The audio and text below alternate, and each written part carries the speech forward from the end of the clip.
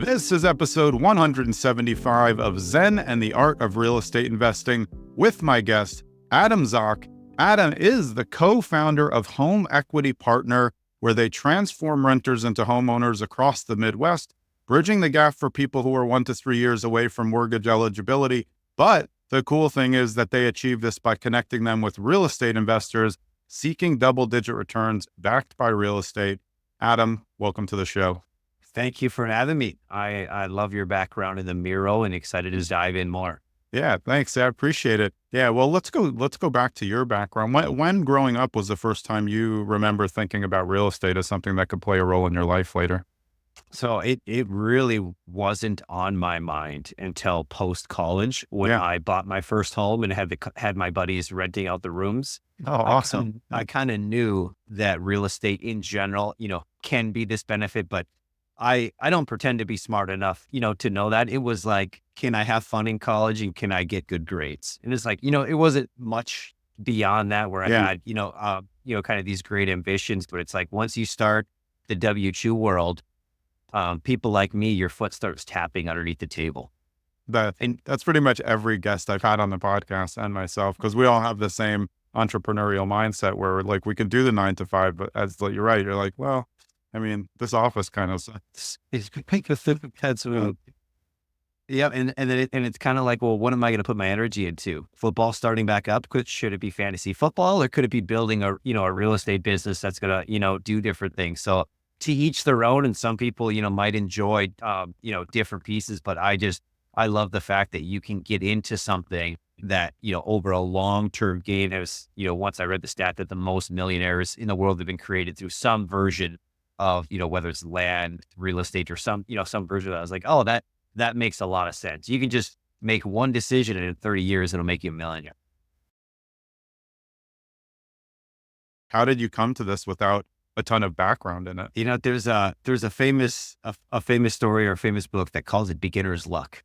So like 2012, I bought my first one, and after like 4 years, I was like, you mean I've been living rent free and my house is now worth this, and I paid down this debt? I was like, this thing's easy. And I bought 3 more properties and I sucked at it so bad. Like I tried to buy like a 1910 house and rehab it with like 10 grand. I was like, so that was, you did try to hit a triple, you're like, let me try to down the line. Yeah. Right, so there was the up followed by the down very swiftly. And so it wasn't until after all that, then I was like, oh, let's start getting educated. Let's get educated with free content. Let's join some paid groups and let's start networking with growth-minded friends. But it came from that pain that I went through it. So yes, there was some smart decisions, but I still went through what everyone else, most likely goes through, which was like, I probably took on a little bit more risk. I found a business partner. We were able to double up capital at time. But yeah, the next 3 properties were by no means a single, because we're like, oh yeah, this is the only way we can get this thing to cash flow is if we buy a 1900s house. And it's like, yeah, that should be easy. I got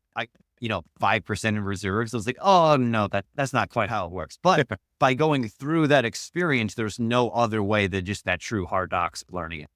Yeah. And I mean, if you look at the, what we've gone through with interest rates, I think that's a lot of what people are thinking. I have to get this to cash flow. So they're looking for forced appreciation, but they don't have the experience to do it. Is that what happened? You just bit off too much, more than you can chew. And it's like, we don't have the experience to turn this into the cash flow that we thought we could. Yeah, it was like a 1910s house. We bought it for $150,000. Like, oh, it's 4 bedrooms, so it should rent for $1,500. Here's the 1% rule. Brandon Turner and Bigger Pockets told me that was a good number, so let's make an offer. And then I was like, okay. So then you go into it. It's like, oh, it turns out a 1910 house with like plaster in the furnace and the PVC piping and stuff doesn't work.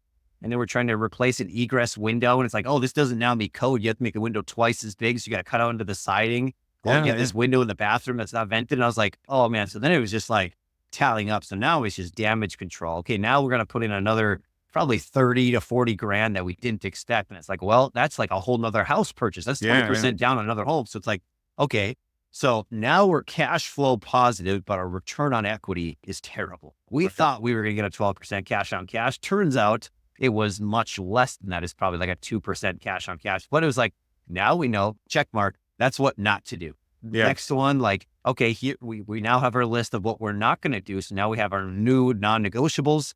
Screw up again. If you do that enough time, your non-negotiables come, pretty standard. And now your buy box is like, nope, been there, done that, versus the hypothetical or the theoretical. And so I very much like to I try not to make, expensive mistakes, but I've made plenty of them. And now I know, but that's the only way. Cause I can hear through someone else's experience and it guides my decisions. But a lot of times like, okay, to me, it was just a calculated reward to risk. It could have gotten great. But if it's a 2-to-1, if it's a 7-to-1, whatever ratio I'm putting it in my mind, it's like everything's a risk. I love the Jim Rohn quote. He's like, yeah, life is so risky. Here's how risky it is. You ain't getting out alive. Growing up, I remember there was a lot more lease-to-own, and I know there's people who do it specifically like you guys do now, but it's not a thing. Like sometimes renters will ask, hey, can I lease-to-own? And we're like, what are you talking about? People just don't do that. Have you found that you're unique in this area? Because I guess it's just a little difficult for people, but I don't think it's as difficult as they think. Yeah, the reason that I think that people have so much hesitation around it is because it's not standardized. Right. Yeah. You go to a mortgage and you got a 20-page loan officer, mortgage document, all that. You get a lease. It's like, although they can vary a little bit by city or state, you can do that. You get into the creative financing space, seller financing, land contract, rent to own, lease option. You look at state statutes and very few of them are like, yeah, this is exactly what you can or can't have. Besides like some usury laws on interest rates, there's only like 3 states with actually option to purchase requirements for it. And so like you get into this gray area because it's not standard. Everyone's like freaks out. Like if I saw a mortgage for the first time and no one had told me about it, I'd be like, what's this? What does that mean? But everyone just signs on the dotted lines because the government has sponsored it or there's some sort of consumer protection laws versus a lease with an option to buy it. I could get a $200,000 house and get a $40,000 option fee from someone who has no equity in the home. And so there's risk in doing that. And so that's where I think it's gotten a bad rap as well, because there's some investors that are like, I want the highest down payment. I just want to turn over the property because it's a lucrative number, but they're just being terrible to people. And so our whole goal is to educate the tenant side, like, hey, this can actually be a win-win if it makes sense. Hey, here's your agreed upon purchase price. Here's how much of your rent goes back to you as a credit. Here's your fixed. Here's who's doing repairs. Here's who's doing maintenance. Here's how home insurance is working. And if both sides can agree on it, they get an inspection on the home. They get an appraisal on the home. Okay, now it feels a lot more legit. And that's our whole mission and goal is like, okay, how do we make this transparent, fair, and equitable to both sides? So it's actually a win-win. Even if a tenant stops paying, that's their own consequence. But if the investor fails on their end, on certain things, what recourses does the tenant have? If there's a new investor out there who has some money and wants to get into investing, based on your experience, where would you tell them to start now? I would likely tell them to invest in their backyard. It's going to feel the most comfortable. You probably have the most unique, fair advantage of knowing schools, where things are growing, contractors, connections. And so if you've already exhausted that, or you're looking to do some, long distance, type investing, then I think you could have another consideration. But if I'm just picking one thing, man, it's just invest in your backyard where you feel comfortable. You can go see it, you can touch it, you can fix some things.